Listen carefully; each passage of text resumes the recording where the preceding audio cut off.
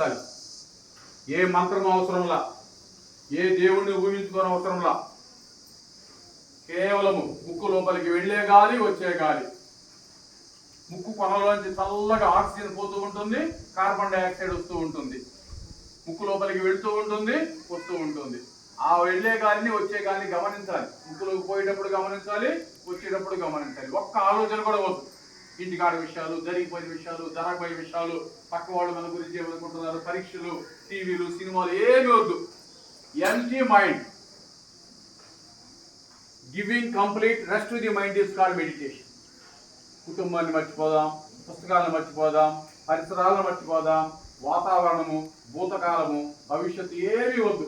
మన దృష్టి అంతా మన శ్వాస మీద ఉండాలి. మన గురువు మన శ్వాస. ముక్కు లోపలికి వెళ్ళే గాలి, వచ్చే గాలి, వెళ్ళే గాలి, వచ్చే గాలి. ఏ మంత్రం అవసరంలా. మంత్రము మధ్యముడికి, ఉత్తముడికి ధ్యానం.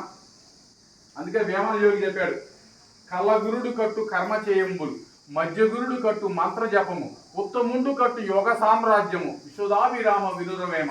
ఉత్తములు ధ్యానం చేస్తారు, మధ్యములు మంత్రం చదువుతారు, అదములు కర్మలు చేస్తారు. ఎంత గొప్పదో ధ్యానం, ఎంత మహత్తరమైందో ధ్యానం, ఎంత శక్తివంతమైందో ధ్యానం. ఎవరు కళ్ళు తెరవరాదు. ప్రతి శ్వాసను గమనించాలి. ముక్కు లోపలికి వెళ్ళే గాలి, వచ్చే గాలి, వెళ్ళే గాలి, వచ్చే గాలి. ఎవరు కళ్ళు తెరవరాదు.